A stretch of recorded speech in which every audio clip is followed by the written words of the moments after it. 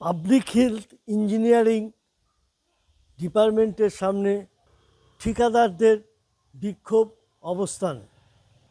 জল জীবন মিশন প্রকল্পের সহ 2 বছর ধরে বিভিন্ন পাবলিক হেলথ ইঞ্জিনিয়ারিং কাজের টাকা পাচ্ছেন না, এমনটাই অভিযোগ ঠিকাদার সংস্থার।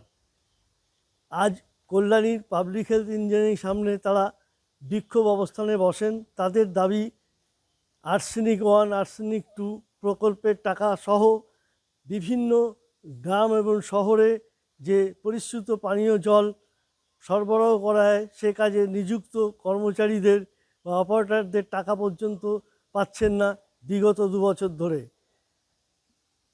ফেব্রুয়ারির শেষের মধ্যে যদি টাকা না দেওয়া হয় তারা বৃহত্তর আন্দোলনে যাবে এবং হুঁশিয়ারি দিয়েছেন এর ফলে ব্যাহত হলে জল সরবরাহ তার দায় তাদের থাকবে না। প্রায় 2 বছর ধরে পাবলিক হেলথ ইঞ্জিনিয়ারিং এবং আর্সেনিক ডিভিশন 1 এবং কৃষ্ণনগরে আছে আমাদের আর্সেনিক ডিভিশন 2, এই 3টে ডিভিশন শুধু আমাদের এখানে না সমস্ত পশ্চিমবঙ্গব্যাপী পাবলিক হেলথ ইঞ্জিনিয়ারিংয়ের কম বেশি প্রায় 2 বছর ধরে কোনো পেমেন্ট নেই।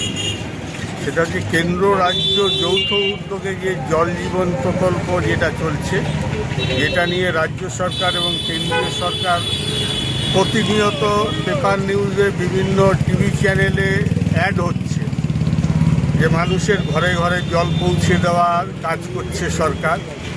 সেই কাজ যারা করছে পশ্চিমবঙ্গে নিয়ার অ্যাবাউট 2 বছর ধরে সেই প্রকল্পে সরকার কোনো টাকা দিচ্ছে না।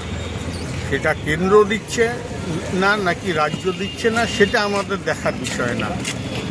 আমরা টেন্ডারে অংশগ্রহণ করে কাজ করছি, আমরা টাকা পাচ্ছি না। কেন্দ্র সরকারের লড়াই আমাদের দেখে লাভ নেই। আমরা ব্যাংকের থেকে টাকা লোন করে, পাবলিকের থেকে টাকা লোন করে, কেউ সোনা বন্ধক দিয়ে, কেউ ব্যক্তিগতভাবে টাকা ধার করে এই সমস্ত কাজ করছে, অথচ আমরা টাকা পাচ্ছি না। কার দোষ সেটা আমাদের দেখার দরকার নেই। আমরা পশ্চিমবঙ্গ সরকারের টেন্ডারে অংশগ্রহণ করে কাজ করেছি, আমরা আমাদের টাকা চাই। এটা 1 নম্বর। 2 নম্বর, সমস্ত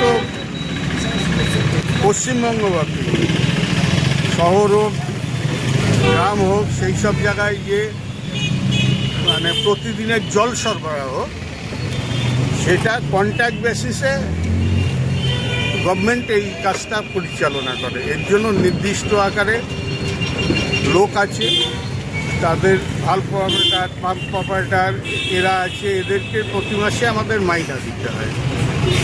তারও প্রায় 2 বছর ধরে আমরা কোনো টাকা পাচ্ছি না, অথচ জল সরবরাহ এখনও অব্যাহত আছে।